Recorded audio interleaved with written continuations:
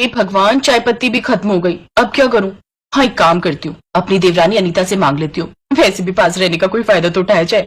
ये सोचकर सुषमा साथ में ही रहने वाली अपनी देवरानी अनीता के घर चली जाती है। अनीता की शादी अभी हाल फिलहाल में ही हुई थी। दोनों का घर आसपास ही था। अनीता, अरे ओ अनीता, कहाँ हो तुम? अरे दीदी आप आओ। अरे वो क्या है ना, मेरे घर पर चाय पत्ती खत्म हो गई थी, तो क्या तुम्हारे घर से थोड़ी चाय पत्ती मिल जाएगी?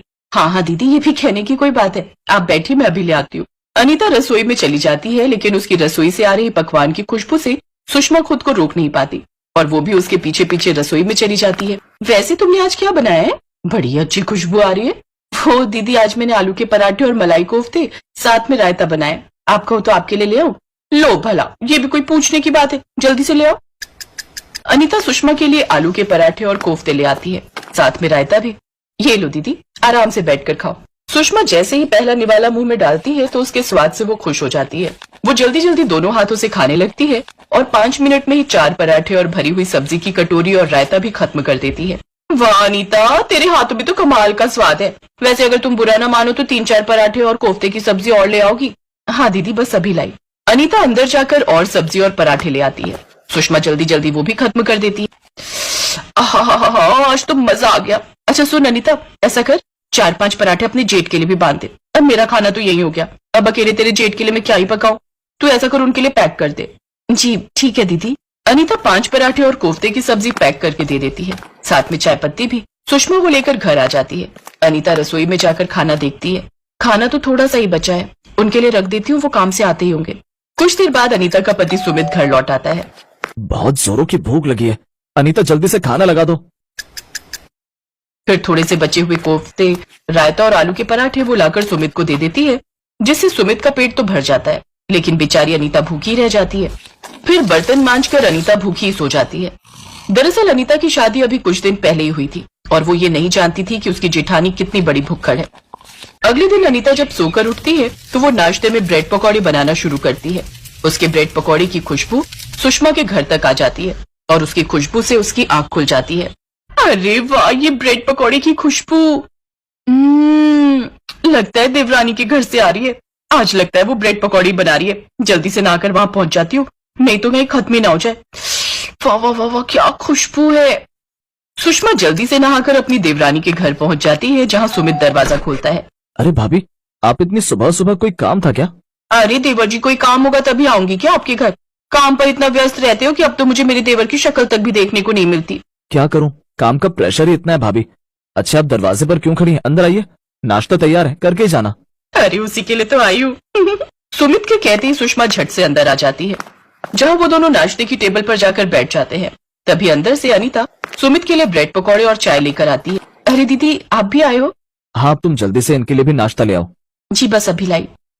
अनीता रसोई में जाती है और जल्दी से ब्रेड पकौड़े और चाय सुषमा के लिए भी ले आती है। ब्रेड पकौड़े देख सुषमा खुश हो जाती है। आहा, क्या स्वाद है इनमें।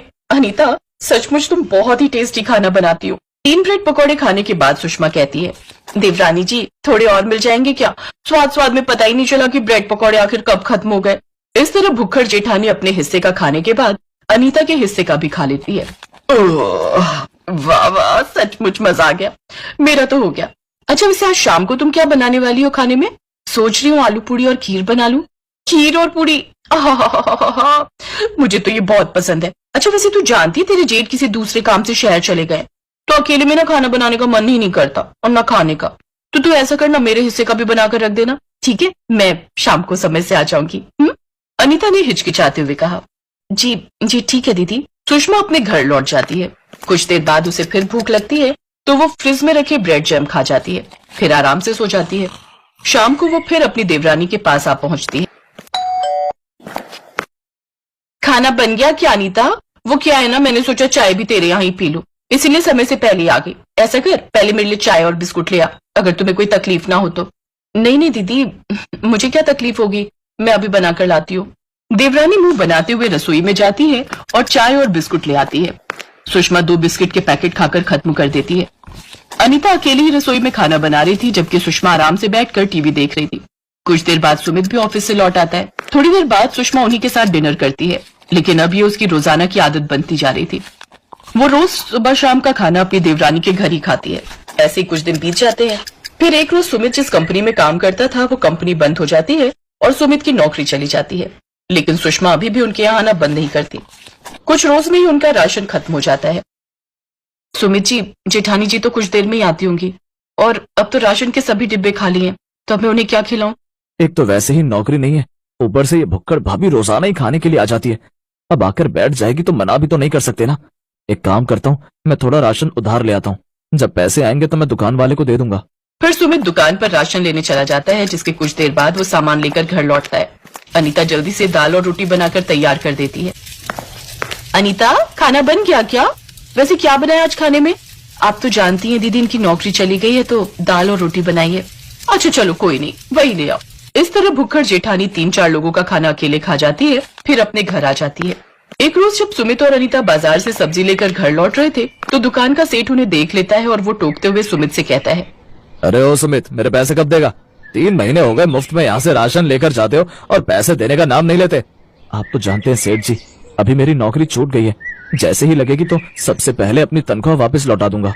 उसकी बात सुनकर पीछे खड़ा सब्जी वाला कहता है, अरे इसने तो खुद मेरे ठेले पर भी काफी उधार कर रखा है, पता नहीं इतना सारा राशन ये दोनों अकेले कैसे खा लेते हैं।